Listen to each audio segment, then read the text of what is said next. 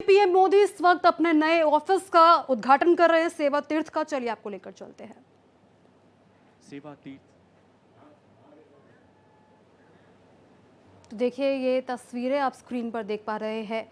PM Modi का नया office सेवा तीर्थ भवन, वहां से पीएम मोदी आपको लाइव नजर आ रहे हैं। इस वक्त उद्घाटन पीएम मोदी ने करा है। सेवा तीर्थ परिसर में पीएम मोदी इस वक्त आपको नजर आ रहे होंगे। इसके बाद जनसभा को संबोधित भी पीएम मोदी करेंगे। पीएम मोदी का संबोधन जो है अब स्टार्ट होगा। आपको बता दें कि इससे पहले पीएम मोदी का ऑफिस साउथ ब्लॉक में था, जिसके बाद अब इसे सेवा तीर्थ में शिफ्ट कर दिया गया है। ये तस्वीरें आप स्क्रीन पर देख पा रहे हैं। कुछ ही देर में पीएम मोदी संबोधन भी करेंगे। सेवा तीर्थ परिसर से पीएम मोदी लाइव इस वक्त आपको नजर आ रहे हैं। वो बता दें कि सेवा तीर्थ परिसर में पीएम मोदी इस वक्त नजर आ रहे हैं। यहाँ पर कुल 3 ऑफिस बनाए जाएंगे। पहला ऑफिस पीएम मोदी का होगा। तो भाई इस वक्त पीएम मोदी लाइव वहाँ पर नजर आ रहे होंगे। आज साउथ ब्लॉक में पीएम मोदी के ऑफिस में बैठने का, वहाँ पर एक बैठक हुई थी, उसका आखिरी दिन था और अब पीएम का ऑफिस सेवा तीर्थ में शिफ्ट कर दिया गया है।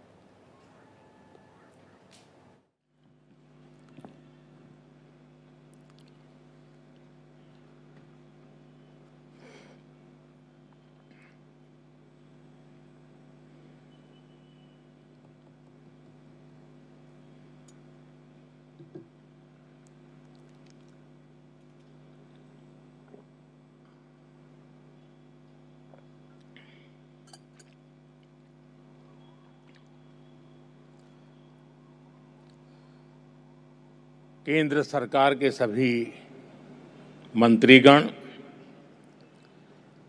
सभी सांसदगण, सरकार के सभी कर्मचारी, अन्य महानुभाव और मेरे प्यारे साथियों, आज हम सभी एक नए इतिहास को बनते देख रहे हैं।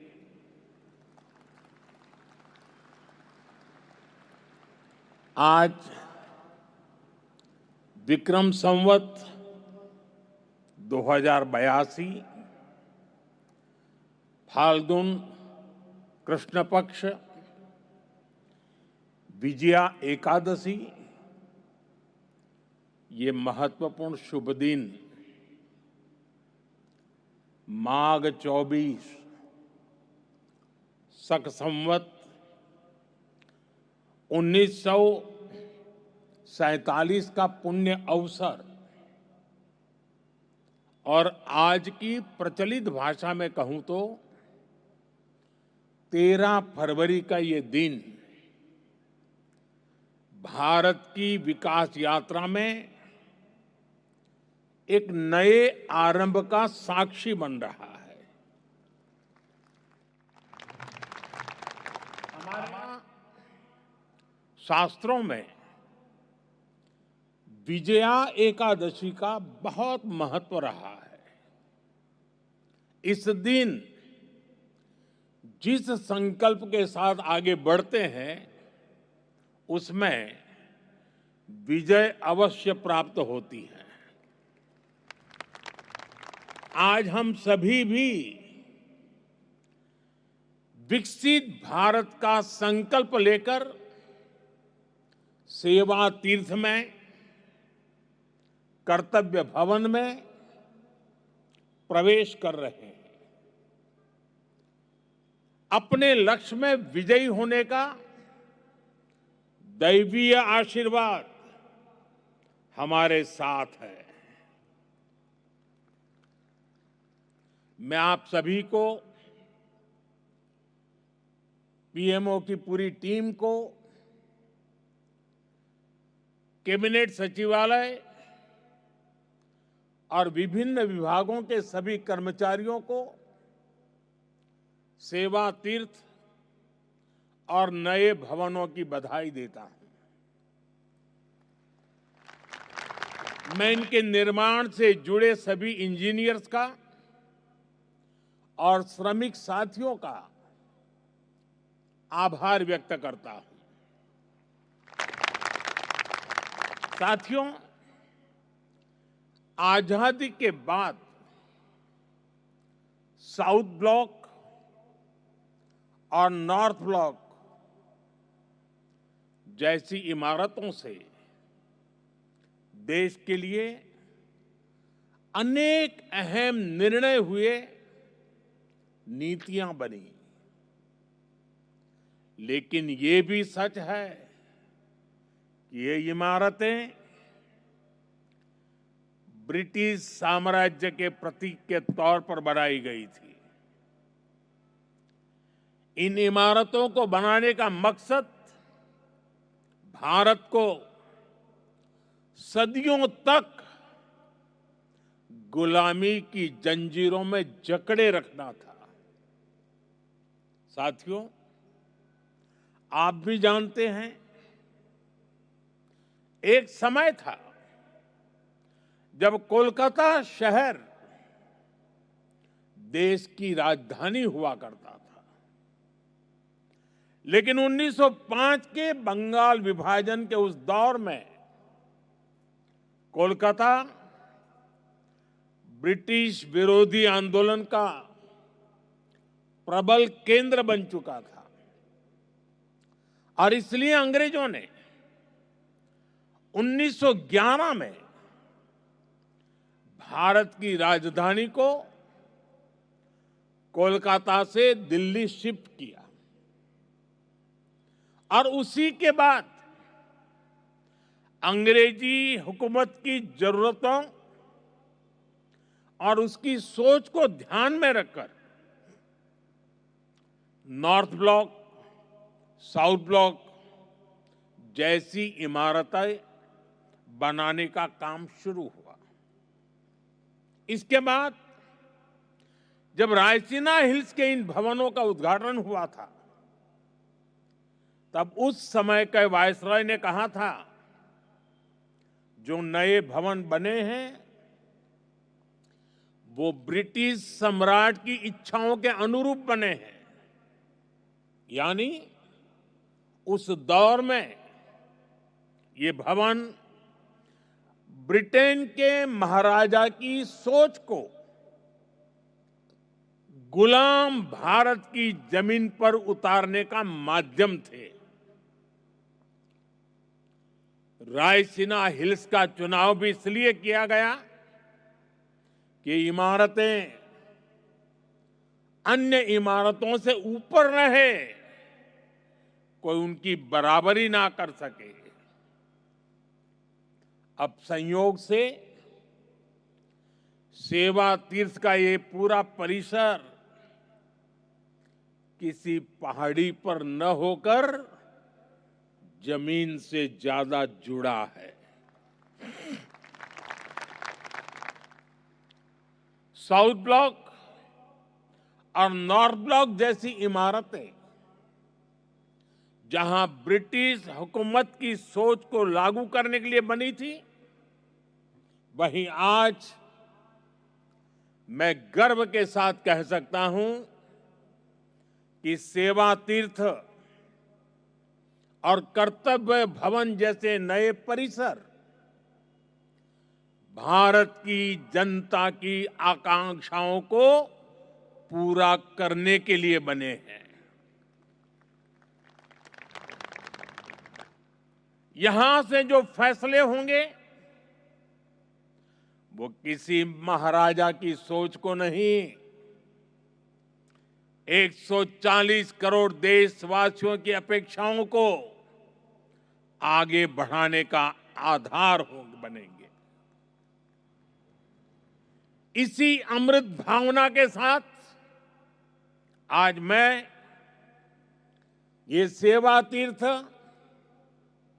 एक कर्तव्य भवन भारत की जनता को समर्पित कर रहा हूं। साथियों, इस समय 21वीं सदी का पहला क्वार्टर पूरा हो चुका है। ये आवश्यक है कि विकसित भारत की हमारी कल्पना केवल नीतियों और योजनाओं में ही नहीं, हमारे कार्यस्थलों, हमारी इमारतों में भी दिखाई दे, जहां से देश का संचालन होता है वो जगह प्रभावी भी होनी चाहिए और प्रेरणादायी भी होनी चाहिए। वो इम्प्रेसिव भी हो और इंस्पायरिंग भी हो। आज नई नई टेक्नोलॉजी तेजी से हमारे बीच जगह बना रही है, लेकिन इन सुविधाओं के विस्तार के लिए, नए टूल्स के उपयोग के लिए पुरानी इमारतें नाकाफी पड़ रही है। साउथ ब्लॉक, नॉर्थ ब्लॉक, पुराने भवनों में जगह की कमी थी, सुविधाओं की भी अपनी सीमाएं थी। करीब करीब 100 साल पुरानी ये इमारतें भीतर से जर्जर होती जा रही थी। इसके अलावा भी कई चुनौतियां थी। मैं समझता हूं इन चुनौतियों के बारे में भी देश को निरंतर बताया जाना जरूरी है। जैसे आजादी के इतने दशकों के बाद भी भारत सरकार के अनेकों मंत्रालय दिल्ली के 50 से ज्यादा अलग अलग स्थानों से चल रहे हैं। हर साल इन मंत्रालयों की इमारतों के किराए पर ही प्रति वर्ष 1,500 करोड़ रुपए से ज्यादा खर्च हो रहे हैं। हर रोज 8 से 10,000 कर्मचारियों को एक इमारत से दूसरी इमारत में जाने का लॉजिस्टिक खर्च अलग होता था। अब सेवा तीर्थ और कर्तव्य भवनों के निर्माण से ये खर्च कम होगा, समय बचेगा और कर्मचारियों के समय की इस बचत से प्रोडक्टिविटी बढ़ेगी। साथियों, इस बदलाव के बीच निश्चित तौर पर पुराने भवन में बिताए गए वर्षों की स्मृतियां हमारे साथ रहेगी। अलग अलग समय की चुनौतियों से जूझते हुए वहां से कई महत्वपूर्ण फैसले किए गए हैं। वहां से देश को नई दिशा मिली, सुधार की अनेक पहलें हुई। वो परिसर, वो इमारत भारत के इतिहास का अमर हिस्सा है। इसलिए हमने उस भवन को देश के लिए समर्पित म्यूजियम बनाने का फैसला किया है। वो युगे युगीन भारत म्यूजियम का ही हिस्सा होगी। वो इमारत देश की आने वाली पीढ़ी के लिए एक प्रेरणा केंद्र बनेगी। नई पीढ़ी के युवा जब वहां जाएंगे तो ऐतिहासिक लेगेसी उनका मार्गदर्शन करेगी। साथियों, विकसित भारत की इस यात्रा में ये बहुत जरूरी है कि भारत गुलामी की मानसिकता से मुक्त होकर आगे बढ़े।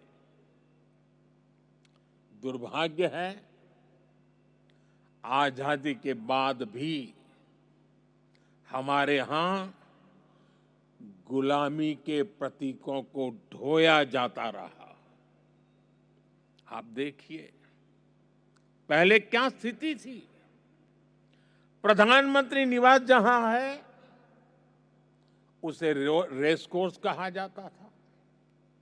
उपराष्ट्रपति के लिए कोई निवास स्थान तय ही नहीं था। राष्ट्रपति भवन तक आने वाले रास्ते को लोकतंत्र में राजपथ कहा जाता था। आजाद भारत में जो सैनिक शहीद हुए उनके लिए कोई स्मारक ही नहीं था। जो सुरक्षा बल, जो पुलिसकर्मी शहीद हुए उनके लिए भी कोई स्मृति स्थल नहीं था। यानी 1947 में स्वतंत्र हुए देश की राजधानी, जहां से देश के बड़े बड़े निर्णय होते थे, वो पूरी तरह गुलामी की मानसिकता में जकड़ी हुई थी। दिल्ली की इमारतों, सार्वजनिक स्थानों, ऐतिहासिक स्थलों पर गुलामी के चिन्ह ही भरे पड़े हैं। लेकिन साथियों, कहते हैं ना, समय का चक्र कभी भी एक जैसा नहीं रहता। 2014 में देश ने तय किया कि गुलामी की मानसिकता अब और नहीं चलेगी। हमने गुलामी की इस मानसिकता को बदलने का अभियान शुरू किया। हमने वीरों के नाम नेशनल वॉर मेमोरियल बनाया। हमने पुलिस की वीरता को सम्मान देने के लिए पुलिस स्मारक बनाए। रेस कोर्स रोड, उसका नाम बदलकर लोक कल्याण मार्ग रखा गया। और ये केवल नाम बदलने का निर्णय नहीं था, ये सत्ता के मिजाज को सेवा की भावना में बदलने का पवित्र प्रयास था। साथियों, हमारे इन फैसलों के पीछे एक गहरी भावना है, एक विजन है। ये हमारे वर्तमान, हमारे अतीत और भविष्य को भारत के गौरव से जोड़ती है। जिस जगह को पहले राजपथ के नाम से जाना जाता था, वहां न पर्याप्त सुविधाएं थी, न आम नागरिकों के लिए समुचित व्यवस्था। हमने उसे कर्तव्य पथ के रूप में विकसित किया। आज वही स्थान परिवारों, बच्चों, देश भर से आने वाले नागरिकों के लिए एक जीवंत सार्वजनिक स्थल बन चुका है।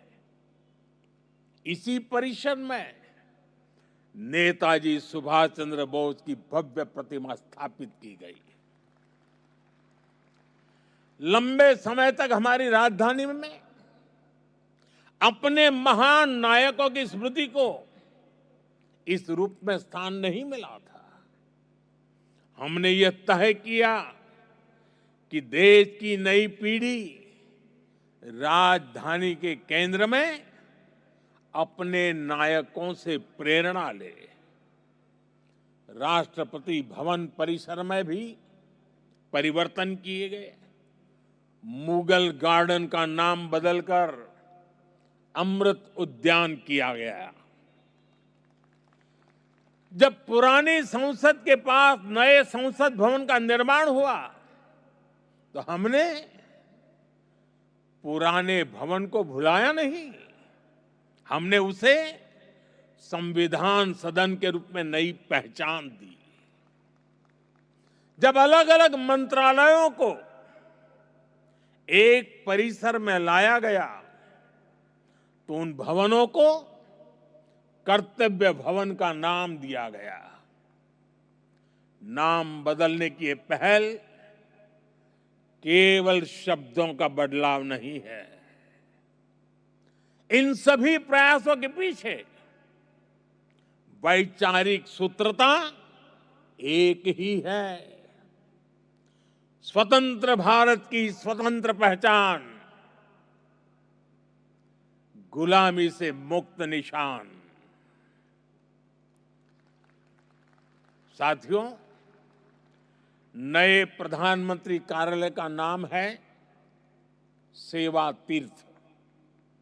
सेवा की भावना ही भारत की आत्मा है। सेवा की भावना ही भारत की पहचान है। श्री रामकृष्ण परमहंस जी कहते थे, शिव ज्ञान से जीव ज्ञान सेवा। यह विचार केवल आध्यात्मिक नहीं है, यह राष्ट्र निर्माण का दर्शन है। यह भवन हमें हर क्षण याद दिलाएगा कि शासन का अर्थ सेवा है, दायित्व का अर्थ समर्पण है। हमारे शास्त्रों में भी कहा गया है, सेवा परमो धर्म, अर्थात सेवा ही सबसे बड़ा धर्म है। भारतीय संस्कृति का यही विचार प्रधानमंत्री कार्यालय और सरकार का विजन है। इसलिए सेवा तीर्थ ये केवल एक नाम नहीं, ये एक संकल्प है। सेवा तीर्थ यानी नागरिक की सेवा से पवित्र हुआ स्थल, सेवा के संकल्प को सिद्धि तक ले जाने का स्थल। तीर्थ का अर्थ भी होता है तरति अनेन इति तीर्थ, अर्थात जो तारने की, पार करने की क्षमता रखे, जो लक्ष्यों की प्राप्ति में सहायक हो, वो तीर्थ है। आज भारत के सामने भी विकसित भारत का लक्ष्य है, आत्मनिर्भर भारत का लक्ष्य है। हमें करोड़ों देशवासियों को गरीबी से मुक्ति दिलानी है। हमें देश को गुलामी की मानसिकता से मुक्ति दिलानी है। और ये काम सेवा के सामर्थ्य से ही सिद्ध होगा। साथियों, आज जब भारत रिफॉर्म एक्सप्रेस पर सवार है, आज जब भारत अंतर्राष्ट्रीय संबंधों की एक नई गाथा लिख रहा है, आज जब नए नए ट्रेड एग्रीमेंट्स संभावनाओं के नए दरवाजे खोल रहे हैं, जब देश सैचुरेशन के लक्ष्य की ओर तेजी से बढ़ रहा है, तो सेवा तीर्थ और कर्तव्य भवनों में आप सबके काम की नई गति और आपका नया आत्मविश्वास देश के लक्ष्यों को प्राप्त करने में बहुत बड़ी भूमिका निभाएगा। साथियों, हमारी संस्कृति कहती है, हर शुभ कार्य से पहले स्वस्ति वाचन, मंगल की कामना, शुभ का संकल्प, वेद का मंत्र हमें दिशा देता है। आनो भद्राः क्रतवो यन्तु विश्वतः, अर्थात कल्याणकारी विचार हर दिशा से हम तक आते रहें, यही इस भवन की आत्मा होनी चाहिए। भारत के महान लोकतंत्र में जनता के विचार ही हमारी शक्ति है, जनता के सपने ही हमारी पूंजी है, जनता की अपेक्षा ही हमारी प्राथमिकता है, जनता की आकांक्षाएं ही हमारा मार्गदर्शन है। इन भावनाओं और इस भवन के बीच कोई दीवार नहीं होनी चाहिए, कोई दूरी नहीं होनी चाहिए। जब आप जनता के सपनों को समझेंगे, तभी नीतियां जीवंत होगी। जब आप जनता की आकांक्षाओं को महसूस करेंगे, तभी निर्णय प्रभावी होंगे। पिछले 11 वर्षों में हमने गवर्नेंस का एक नया मॉडल देखा है, एक ऐसा मॉडल जहां निर्णय का केंद्र भारत का नागरिक है। नागरिक देवो भव, ये केवल वाक्य नहीं है, ये हमारी कार्य संस्कृति है। इसे आत्मसात कर आपको इन नए भवनों में प्रवेश करना है। सेवा तीर्थ में लिया गया हर निर्णय, यहां चलने वाली हर फाइल, यहां बिताया गया हर क्षण 140 करोड़ देशवासियों के जीवन को बेहतर बनाने के लिए होना चाहिए। मैं हर अधिकारी से, हर कर्मचारी से, हर कर्मयोगी से कहना चाहता हूं, जब भी आप इस भवन में कदम रखें, पल भर के लिए रुक जाएं, कुछ क्षण ठहरे, अपने आप से पूछे, क्या आज का मेरा कार्य करोड़ों देशवासियों के जीवन को आसान बनाएगा? यही आत्ममंथन इस स्थान की सबसे बड़ी शक्ति बनेगा।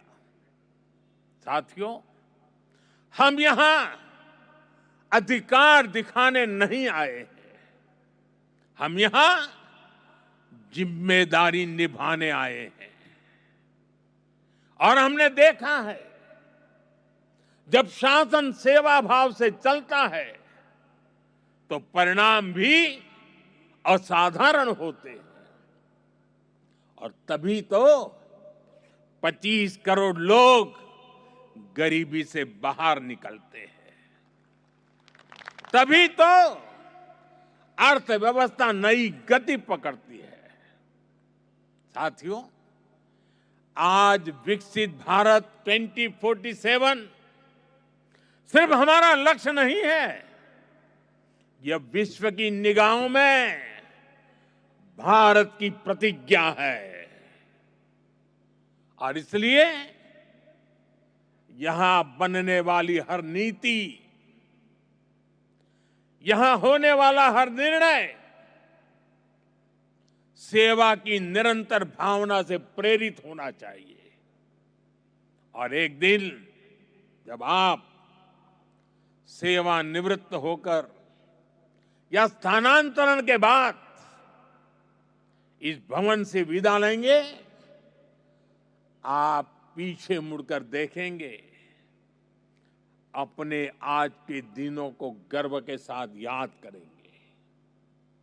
तब आप स्वयं से कह सकेंगे कि हां, जितने दिन मैं सेवा तीर्थ में रहा, कर्तव्य भवन में रहा, हर दिन मैंने देश के नागरिकों की सेवा की।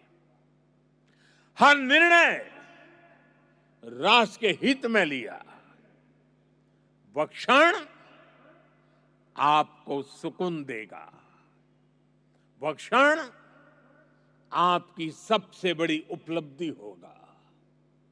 वह क्षण आपकी व्यक्तिगत पूंजी होगा और वही पूंजी आपके जीवन को गौरव से भर देगी।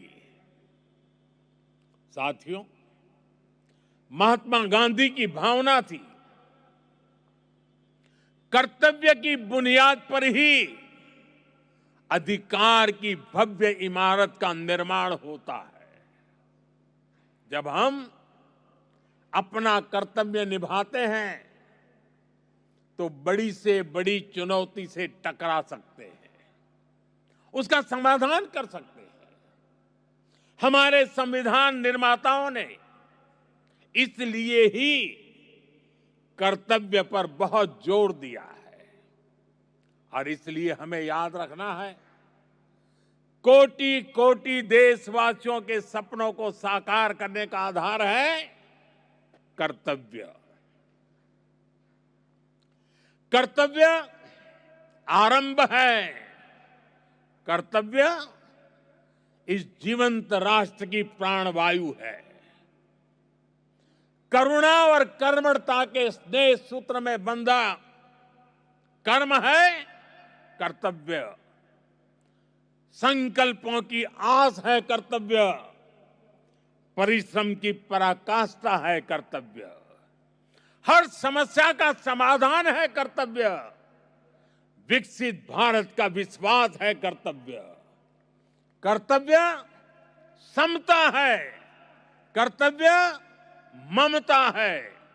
कर्तव्य सार्वभौमिक है। कर्तव्य सर्वस्पर्शी है। सबका साथ, सबका विकास के भाव में पिरोया मंत्र है कर्तव्य। राष्ट्र के प्रति समर्पण का भाव है कर्तव्य। हर जीवन में ज्योति जगा दे वो इच्छा शक्ति है कर्तव्य। आत्मनिर्भर भारत का उल्लास है कर्तव्य। भावी पीढ़ी के उज्जवल भविष्य की गारंटी है कर्तव्य। मां भारती की प्राण ऊर्जा का ध्वजवाहक है कर्तव्य। राष्ट्र के प्रति भक्ति भाव से किया हर कार्य है कर्तव्य। नागरिक देवो भव की साधना का जागरूक पथ है कर्तव्य। साथियों, कर्तव्य की इसी भावना से, इस भावना को सर्वोपरि रखते हुए हमें सेवा तीर्थ और नए बने भवनों में कर्तव्य भाव से प्रवेश करना है। साथियों, आज भारत तेजी से आगे बढ़ रहा है, एक नई ऊंचाई की ओर, एक नए युग की ओर। आने वाले वर्षों में हमारी पहचान केवल अर्थव्यवस्था से नहीं होगी, हमारी पहचान होगी गवर्नेंस की गुणवत्ता से, नीतियों की स्पष्टता से और कर्मयोगियों की निष्ठा से। सेवा तीर्थ और कर्तव्य भवनों में लिया गया हर निर्णय केवल एक फाइल का फैसला नहीं होगा, 2047 के विकसित भारत की दिशा तय करेगा। याद रखिए, 2047 का लक्ष्य सिर्फ एक तारीख नहीं है, वो 140 करोड़ सपनों की समय सीमा है। इस यात्रा में हर संस्थान महत्वपूर्ण है, हर अधिकारी महत्वपूर्ण है, हर कर्मचारी, हर कर्मयोगी महत्वपूर्ण है।